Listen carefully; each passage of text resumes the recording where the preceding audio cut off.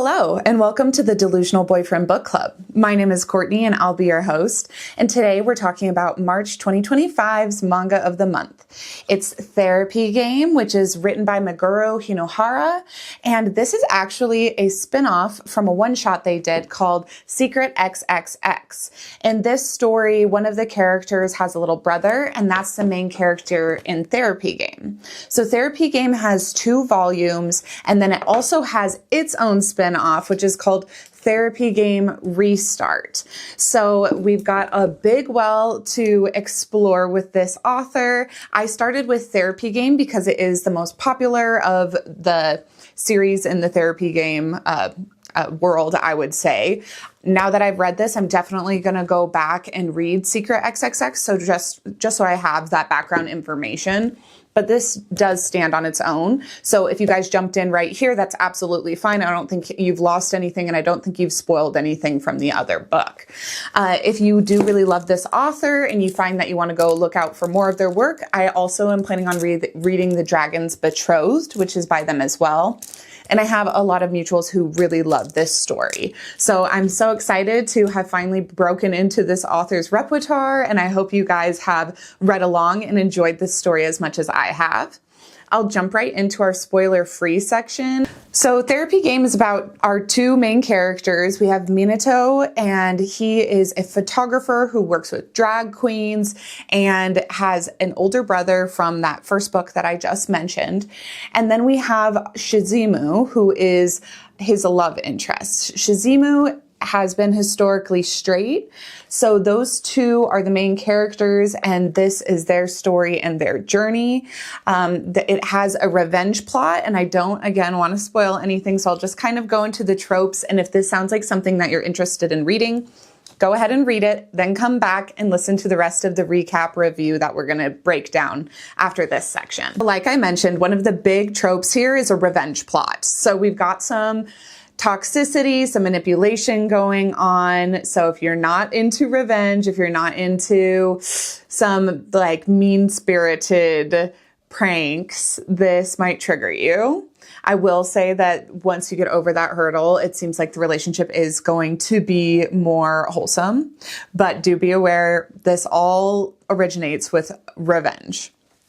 We have a grumpy sunshine dynamic going on here, golden retriever, black cat, and I think it's really funny when manga artists do kind of use animals to give their characters more personality. And the bottom, Minato, he really does personify a black cat. He's really standoffish, but he does love to be petted, and he loves to be adored, but he's very suspicious of anybody he doesn't know. So we've definitely got our black cat character. And then the other character, Shizumu, he's actually training to be a vet. And I would say that he's much more like that golden retriever. He's very kind-hearted and isn't out to hurt anybody. In fact, he's very observant of others and very considerate of their feelings, and pretty in tune with their emotions and how they're expressing that on their face. So I really like the dynamic here. I like when one person is a pusher and pushes people away, and the other person is somebody who pulls people into them. Along with that, we have a character who's very trusting and a character who's not trusting at all. So that's another hurdle, another kind of dynamic going on here.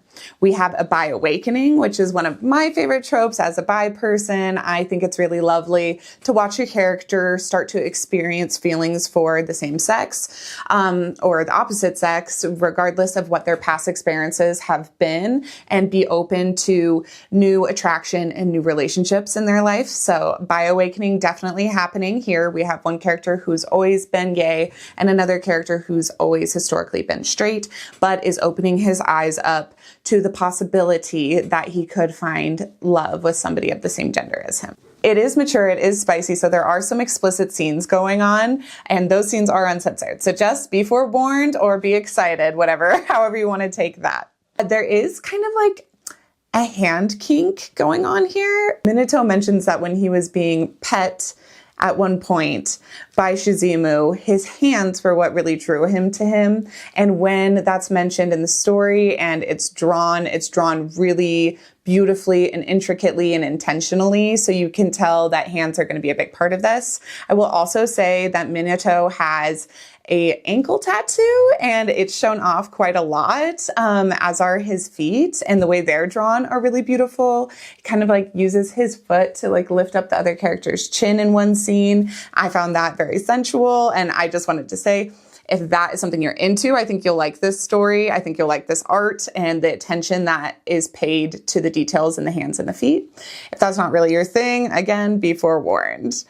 There is overcoming of trauma in this story, and I will say, trigger warning, there's definitely mention of suicide and murder, and blaming yourself for those kinds of events. So if that sounds like anything that you can't handle at this time, maybe hold off on this book. There were a couple panels for me that were a little bit triggering as somebody who's lost someone who's died by suicide. Sometimes depictions of that can really bother me. But I will say there's about 2 panels that discussed it, and I can tell that's going to be part of the backstory. And I do think it's something I can handle at this time. If it's not something you can handle, just be careful.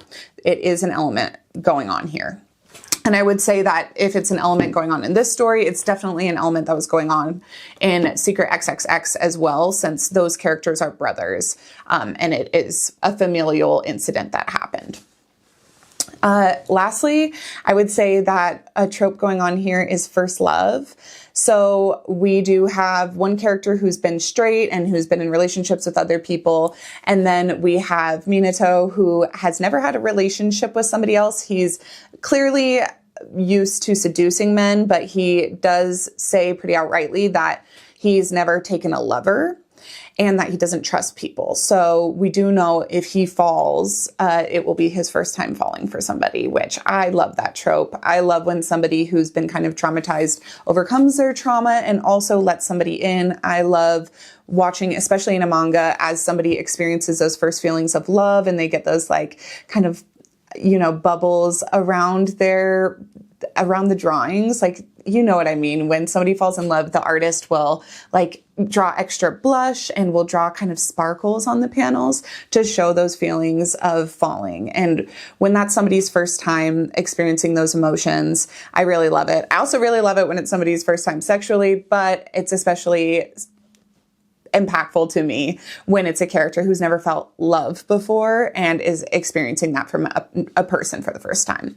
So those are our tropes. Minato is a blonde, bratty bottom. He's a photographer. He's standoffish. He works with drag queens. So he's pretty openly gay. He's pretty flamboyant. The way he dresses, he has these like gorgeous, I don't know if you can see from over there, but he wears a lot of rings. He accessorizes. He's got like really beautiful gold eyes.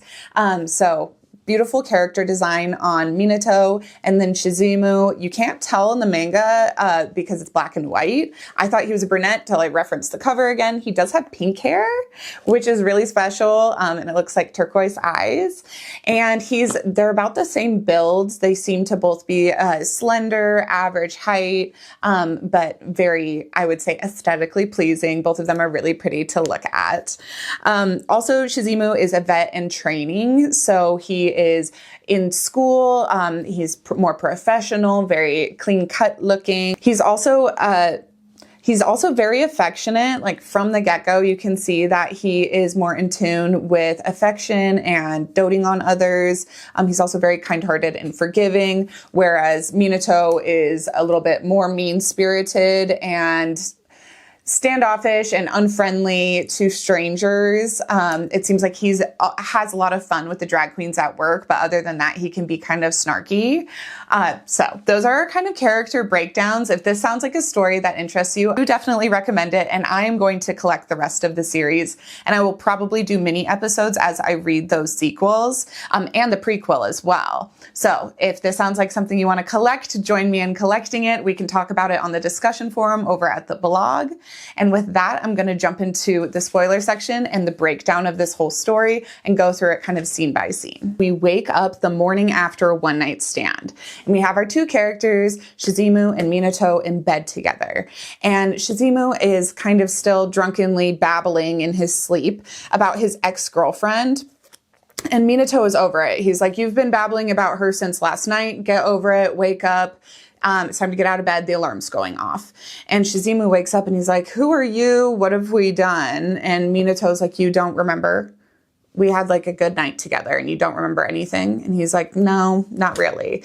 Which hurts Minato's feelings right away. And I think we can all relate to that. I think that it's especially rude to be with somebody when they're intoxicated and the next day realize that you were more invested or more present than they were. I would say that Minato's a little bit guilty here because he did know how drunk this guy was and he kind of took advantage of him. So if he didn't want to be with the drunk guy, maybe he should have left the drunk guy alone. Either way, these two have this immediate conflict. They're off on a wrong foot immediately. So Minato gets kind of aggressive and uses his necklace to tie the other guy's hands up and starts to feel him up. And he says, if you don't remember, then I'll make you remember. I'll show you exactly how good you felt last night. At this point, Shizumu is freaking out. He doesn't remember this guy. He doesn't remember hooking up with a man and is not up for it. So he starts to fight back and he wraps his legs around Minato and squeezes his ribs and says, let go of me. And he gets out of bed and he says, are you always this pushy? If you are, then even the people who you could get with are going to end up leaving you and you're going to be alone. You can't treat people like this. Sorry, I was drunk or whatever, but I'm not dealing with this bullshit. You're not going to like hook up with me against my will. No means no. So that was a good moment. A lot of manga writers don't always clearly address consent like that. And I like that that was right at the beginning of the story. So he leaves and Minato is pissed off. He goes to work with all the drag queens and he's like, I hooked up with that straight guy who was at the bar last night. He didn't remember anything. How effing rude. And I think I'm going to get revenge on him. I'm going to make him fall in love with me. And all the drag queens are like, don't do this with a straight guy. It's not worth it. You're never going to get the straight guy to fall in love with you and you're going to break your own heart. And he's like, bet. I am going to go and I'm going to win his favor. He's going to fall in love with me and then I'm going to dump him and make him feel just as shitty as I feel right now. And they're all like, okay, we will bet. If you can do that, you win and we'll do whatever you want. And he says, you all have to shave your heads. If I can get him to fall in love with me, all you drag queens have to shave your heads bald. So they take him up on it and he goes and grabs the ID of Shizumu's that was left at the bar and returns it to Shizumu at school. So he goes in with his school ID and he's working in the like veterinary clinic and he waves him down to give him back his ID. And when he gives him back his ID, Shizumu is like, I'm actually really sorry about what I said. I didn't mean to tell you that you would end up alone. I know I had a part to play in our miscommunication and I did come on to you last night. I did hook up with you last night and I did forget all about it, which was very rude of me. They decide to go take this conversation to a coffee shop and they get into it a little bit more before Shizumu's friends stop at the table and are like, what are you doing here with this guy? Didn't you just break up with your girlfriend like 2 days ago and now you're running into the arms of a man? And they make some frankly homophobic comments and Shizumu, who could just go along with all of this, tell Minato that it's time to leave and that he's going to hang out with his friends for now. He instead kind of surprises the Minato and the audience by standing up for Minato and saying, I'm actually not going to be friends with you guys anymore because you're being homophobic. I would much rather hang out with this new guy I just met because at least he's kind and knows how to show people respect. So they up and leave and he offers Minato a ride home. And on the ride home, he's like, is there anything I can do to make up to you for forgetting last night? And Minato says, sure there is. You can let me make you feel good again so you can admit that, you know, there's maybe something here. So he goes down on Shizumu in the car and Shizumu is like, okay, let's do this. I'm interested in it. I'll consent to this. So they do the deed. He blows him and then he drops him off at home and Minato leaves his phone number in his phone and says, give me a call if you ever get lonely. So at this point, Minato goes home and he's just thinking, I'm totally going to win this bet. I got this guy to hook up with me again. He's lonely. He actually stood up for me to his friends, so he probably has some affection for me. This isn't going to be as hard as I thought to get revenge on him. As soon as I make him fall in love with me, I'll dump him and I'll be the one on top again. So that's where we get our toxicity. Minato is definitely unfamiliar with a healthy relationship or healthy attraction to people. It seems like he's used to seducing people for his own means, and probably hasn't been treated the best by others. So he's not in the mindset to treat this person the way he should be treated. So he leaves this interaction being pretty manipulative, and Shizumu leaves this interaction kind of contemplating what they've just done and realizing he was able to have this sexual interaction with Minato and really enjoyed it. So that might mean that he's not as straight as he always presumed he'd be. Minato goes on the next couple days and is talking to the girls, and he's like, oh my God, he still hasn't called me. Maybe I don't have this in the bag. Maybe he's not going to fall for me. And at that time, he gets a call from Shizumu because Shizumu's girlfriend has showed up to return a birthday gift to him, which were tickets to an amusement park and a hotel night stay. Shizumu's so down and out about this that he calls up Minato and says, I have these tickets to a theme park. You told me if I ever get lonely, I should call you. Do you think you'd be interested in going with me? And Minato's like, absolutely. When is it? And he's like, it's next Saturday and Sunday. And he's like, oh, is it an overnight stay? And Shizumu says, yes, I have a hotel room all picked out. I would love for you to come with me. And he says, if you ask me out politely and properly, and he makes Shizumu say, will you go out with me? So it's a real proper date. And I loved that it just took Shizumu like a split second to realize that not only was he attracted to a man, but that if he's going to go about this, he might as well court him in a respectful and decent way. So he asks him out on a real date, and he takes him on a real weekend getaway to this amusement park.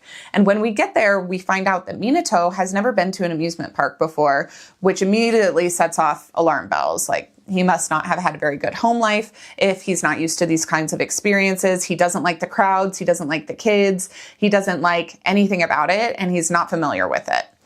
So it's Shizumu's turn to show him this adventure for the first time and kind of give him an experience he hasn't had before.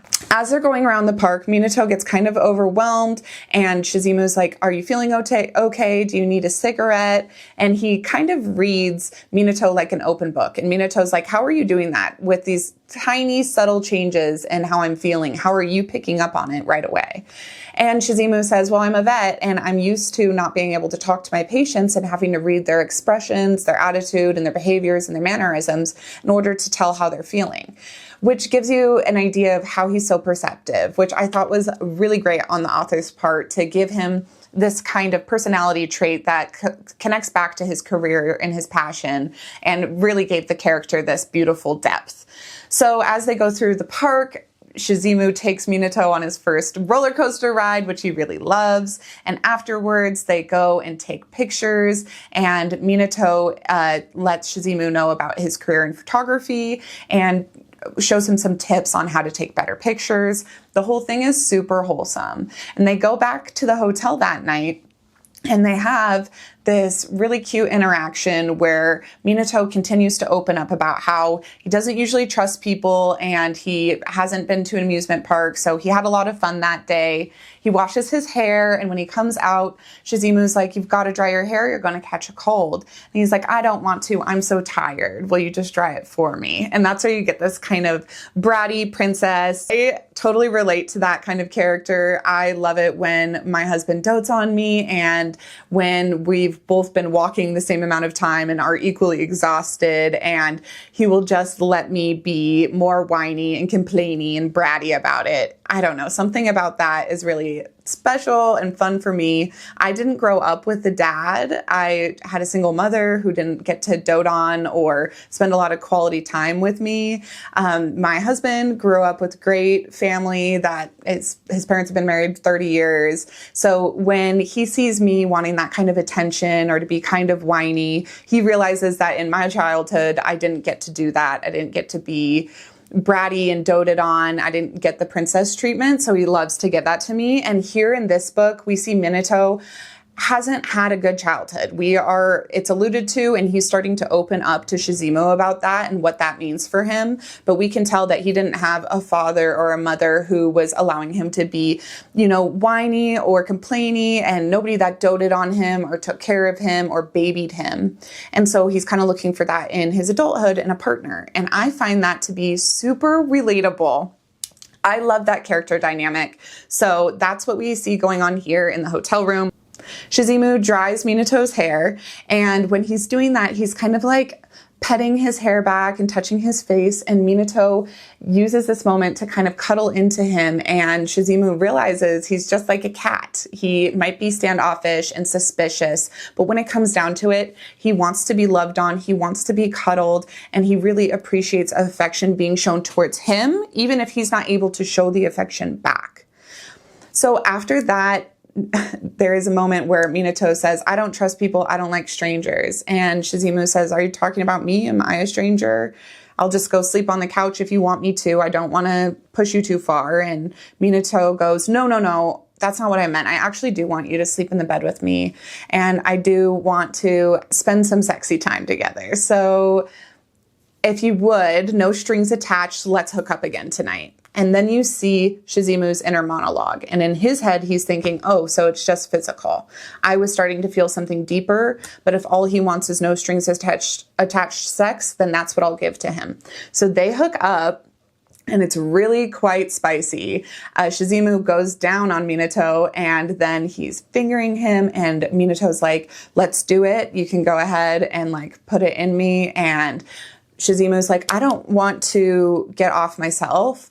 And he's rock hard, so he's interested in it. He just says, I got off the first time we hooked up and I didn't even remember it. So I owe you an experience where you get to be made to feel good and you don't have to make me feel good, and we'll both remember it. And in that way, we'll kind of be even. So they do that, they hook up, and it kind of fades to black a little bit, which is kind of annoying. I think in this story, there's 2 times in the beginning where they're hooking up, both in the car and here at the hotel, where I do think we could have gotten a couple more spicy panels, but that's just my personal preference, and I am very grateful for what we're given anyway. So after they hook up at the hotel, we see them the morning after, and Minato is really starting to regret this bet he made with the drag queens. He feels that Shizumu's being really upfront and honest about his feelings, and he wants to reciprocate that. Shizumu gets out of bed to meet Minato, who's been smoking, and he's like, good morning, and I just wanted to let you know about last night. I love you. I love everything we did. I'm falling for you. And during this confession, Minato is wondering, do I need to tell him about the bet I made? Do I need to tell him that this kind of started off in a less honest place for me? And when he's about to tell him that, they kind of get interrupted, and he doesn't end up confessing that either he loves him or that this all started with a bet. So they go on to their last day at the theme park, and Shizumu is really quite precious to Minato. He is complimenting him in his own inner monologue. He's thinking, Minato is so beautiful. I can see why I was attracted to him that first night when I was drunk, and I'm definitely attracted to him now that I'm sober in the sober light of day. I'm forgetting all about my girlfriend, and I really want to capture these memories and hold tight to these memories. And when he says something along those lines to Minato, Minato says, you'll probably just forget this all one day too. And he says, no, Minato, I will not forget this. I don't want to forget this. I meant what I said. I love you and I'm falling for you. And I hope that we can forget how this all started and I can make it up to you. And you can trust me that my feelings for you are genuine. We see Minato's gears spinning that, oh my God, I have not been upfront and you should not trust me. And he even says as such when Shizumu says, oh, Minato, you're nice, you're a good person. Minato says, I'm not a good person. You have no idea. And he's not able to get himself to be upfront and honest with Shizumu at this point. So when they go home from this interaction, he says goodbye, that they've had a great time, and he's kind of expecting there to be another date in the future where maybe he can settle this all. But he goes to work and he's gossiping with the drag queens about how well the weekend went and how they all owe him shaving their heads because he got this straight guy to fall in love with him. As he's bragging about that, Shizumu comes to return a scarf that he left with him. And he hears the drag queens and Minato talking about the bet. And at this point, his heart is crushed. He's been broken up with by his girlfriend who cheated on him, so he's been betrayed there. And then the person that he thought he could trust to help get over that heartbreak is also just using him and making fun of him behind his back. So Shizumu is really crushed. And Minato, when he gets his scarf back and sees that Shizumu heard everything, he regrets all of it. He regrets the bet. He regrets joking around about it. He regrets not being upfront. But he has no idea how to let somebody in because in his past, we've seen through flashbacks, clearly the family members in his life, people he was really close to, abandoned him after he trusted them not to. So he doesn't know how to apologize. He doesn't know how to let people in, and Shizumu leaves without him being able to fully apologize and make up for the situation. When Shizumu goes back to school, he's ignoring Minato's calls, he's focusing on his studies, and everyone can tell what a bad mood he's in. And then his ex-girlfriend shows up. And when his ex-girlfriend shows up, she wants to complain about her new boyfriend who she cheated on him with. And he is absolutely like rock bottoming. He's like, this girl who dumped me is annoying the shit out of me. The guy I like won't stop calling me, but he was just using me as a joke this whole time. And in the heat of the moment, he answers one of Minato's calls and he's like, I do not want to talk to you. Leave me alone. And then his ex-girlfriend takes the phone out of his hands and says, yeah, leave him alone, and hangs up on Minato.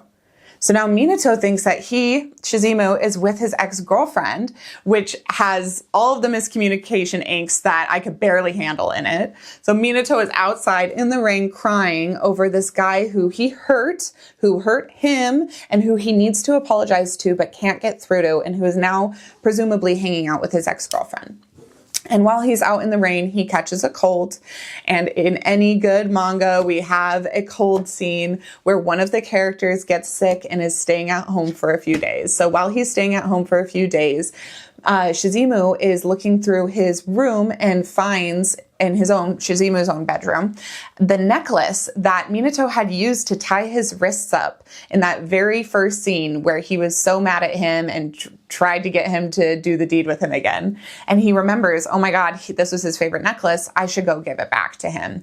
And all the while, he knows that he still has feelings for this guy, even if he was making fun of him or played a prank on him. He still has feelings and he wants to return this necklace and maybe have a chance to talk to him. So he grabs the necklace and he goes to his place of work. And when he gets there, the drag queens are all like apologizing to him and saying, we're so sorry. We should never have made that bet. We didn't mean for you to hear, and we shouldn't have done it in the first place. We're all very catty and rude. And, it's just how we joke around, and we didn't mean to hurt you. And Minato definitely didn't mean to hurt you. And he's not been the same since. And he's been sick for 2 days, and none of us have been able to get through to him. And we really hope you can forgive him. And Shizumu, I love how understanding and compassionate he is, because he kind of just accepts this. He's like, you know what? It might have been a misunderstanding, and I'm willing to be the bigger person and go to him with this necklace and see what he has to say in person. So he goes to Minato's house to give him his necklace back, and who answers the door but another man? And little does Shizumu know that's not any man, that's his brother. It's Minato's brother. He's not already with somebody new. He hasn't moved on. It's just his brother. So he leaves the necklace with his brother and with a note that says, get well soon. And that's it. That's what we see from Shizumu's point of view. When we get back inside the apartment, we have Minato and the brother talking, and Minato says, he doesn't want to let anybody in after what happened with their parents. He's just not sure he can handle it. So he's taking a nap while Shizumu is delivering this necklace. When he wakes up from the nap and sees the note, he calls his brother and says, was somebody here while I was sleeping? And he says, what do you care? You don't want to let anybody in. And he says, Well, I need to know, was it Shizumu? And he says, oh, so that's his name. That's the name of the person you love. Yes, I think it was him. And he says, well, did you at least tell him you were my brother and not just some man? And he goes, no, why would I? That's not mine to explain. And you told me you don't have any interest in being in a relationship or opening your heart up. So if you do, if you change your mind, you should fix this problem. And that's where the story ends. And then we get a couple bonus chapters that are super cute. The bonus chapters have to do with the first time that Shizumu got that blowjob in the car. He goes back home and the bonus chapter is him thinking about how much he loves that experience, then looking up gay porn on the internet to see what that looked like and starting to expose himself to this world that he might be interested in. It just really delves more into his bi awakening and how he cannot stop thinking about Minato. And then the other bonus chapter we get was both of them at the hotel and Minato commenting on how Shizumu must really treat all of his girlfriends nice if he always brings them to a theme park and rents a hotel for them for their birthday and gives them this princess treatment. And while he's saying that, room service comes with a birthday cake and a bottle of champagne and goes, oh, is there a Yuki here? And he's like, oh. And he kind of puts on this little drag persona and he's like, that's me, that's my cake, that's my champagne. And he takes it from the room service and then they eat the cake and drink the champagne together. And they're laughing the whole time. And Shizumu is like, where did that personality come from? And the lying and the, and he's like, well, when you hang out with drag queens, you get a knack for putting on that kind of show for somebody. So it's very cute side chapters. And that's where we're left off. We've got this cliffhanger. Is Shizumu going to be under the understanding that Minato was with another man? Is he going to forgive him? Is Minato going to let Shizumu in? And how is this story going to progress? Are they going to be in a real relationship? Is the ex-girlfriend going to come back into this? What happened in Minato's past? We see that there was a murder and a suicide in some of his flashbacks, but it's not spelled out explicitly. So I definitely think my predictions for the next volume, I think this miscommunication is going to get cleared up. Therapy Game only has 2 volumes before it spins off into Therapy Game Restart, which has 4 volumes printed and then a 5th one coming out this July of 2025. So I do think Therapy Game Volume 2 will wrap up most of these questions. And then Therapy Game Restart, I think, will be like them actually in a relationship. So I anticipate the next volume will have some misunderstandings still. But hopefully we get the backstories, we get the misunderstandings cleared up, and then we have a true confession and the start to a relationship. I really love this book. I would totally recommend it to anybody. The art is gorgeous. Really vivid characters who are very cat-like and sharply drawn. They're very cunty, if I do say so myself. I love the fashion. I love the personalities. The chibis are really funny. A couple of the chibis are drawn almost like stick figures, which I think is cute when most of the time they're drawn like fat, round characters like bobbleheads, and these are like almost kind of sketched out, and I just thought they were really cute. The art style is kind of second to none. There's some artists who just really know how to draw attractive people, and this is one of them. I'm really excited to read the rest of their stories because, again, I just think the characters look really beautiful. I will definitely keep reading all of this series and collecting the physical copies, and also I think I will give anything else the author writes a college try. So if you guys are anything like me and have similar tastes, I think that this is a series you're going to be really into as well. I hope you read it before you listen to all these spoilers. Some of us love spoilers. I totally love spoilers, and I will listen to a whole review of something I haven't read yet just to see if I want to read it. Spoilers be damned, because I usually forget the details anyways, and when I'm reading it, I'm still surprised. So one way or another, I hope that this was a cool introduction to this author, or if you've already read this series in the past, I hope it was a fun way to revisit one of your favorite stories. If you have anything fun to say about this, please go to our discussion forum on the blog, delusionalboyfriendbookclub.com, and let me know who your favorite character is from this. Who's your delusional boyfriend from this story? My delusional boyfriend from this story is Minato. He is so hot. Like, just aesthetically alone, I can't get over him. He has a tattoo of a snake around his ankle that I want to steal. His hair is gorgeous. His eyes are shiny. He's very sassy and slim and fashionable. So I had a huge crush on him. Would I date him IRL? No. he's too much like me. We're both traumatized and bratty, and we would never work out. A personality like that would not work out with me in the real world.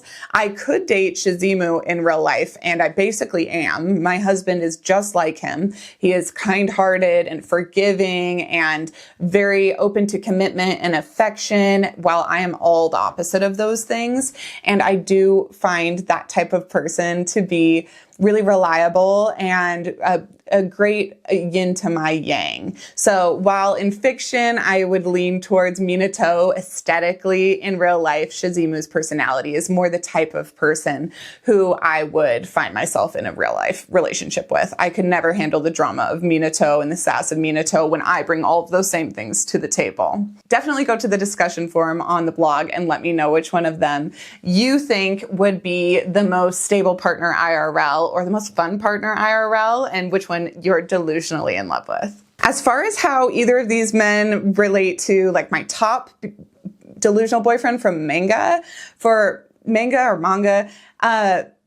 my top delusional boyfriend from manga is definitely Apollo from Birds of Shangri-La. He's just a total service top. He puts all of his needs aside and really falls in love with the person who's in front of him, and it would kill anybody who gets in between them. So Apollo's still my number one. Neither of these guys would dethrone him just because they have a lot of maturing to do. They're very young characters.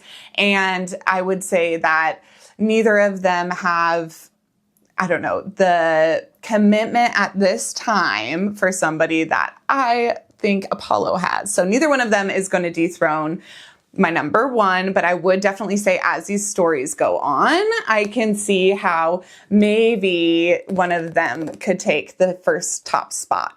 That about wraps up our discussion for March's manga of the month. I hope that this gave you an opportunity to either revisit a series you loved or start a series that's been on your TBR for a long time. And I cannot wait to talk about our other series for this month. For our BL anime, we're talking about Minyan, so definitely go check out that video. And for our manhwa of the month, we're talking about Our Sunny Days, which is so many people's favorites. So that podcast episode will be released on the 15th. And then our romance novel of March is going to be Fatal Felons, which is the series finale of the St. View Prison trilogy. That will come out on the 25th, and I'm super excited for everyone to hear that.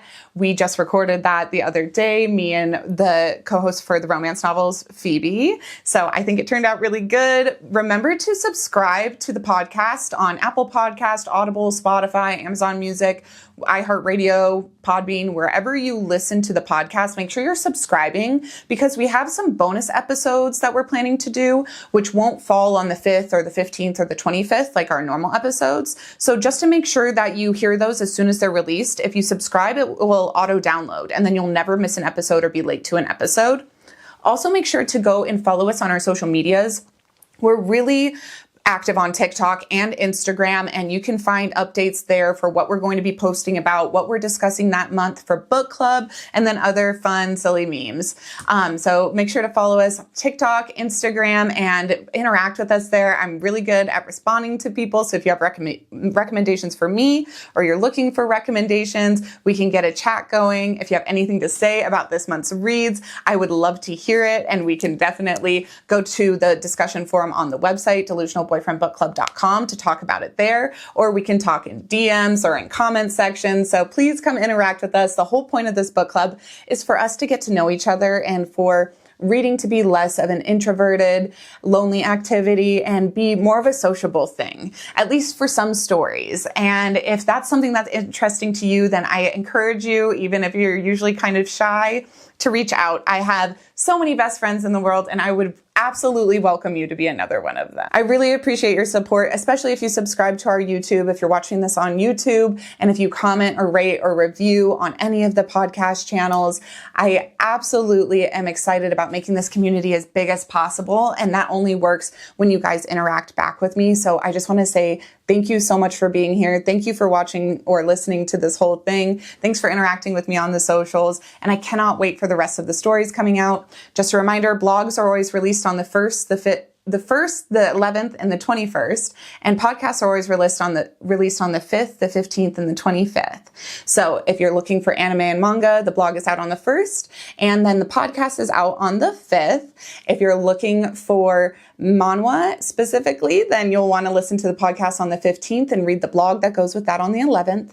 And then if you're looking for romance novel discussions, the blog is available on the 21st, and then the podcast is available on the 25th. On the blog website, delusionalboyfriendbookclub.com, under DBBC calendar or book club calendar, that tab, there is a full calendar with all of the titles we're reading this year. So you can go there if you are wondering what's coming up next and what you need to read along with in order to stay in the loop for book club. And until next time, remember, sometimes the delusion is the solution. Bye.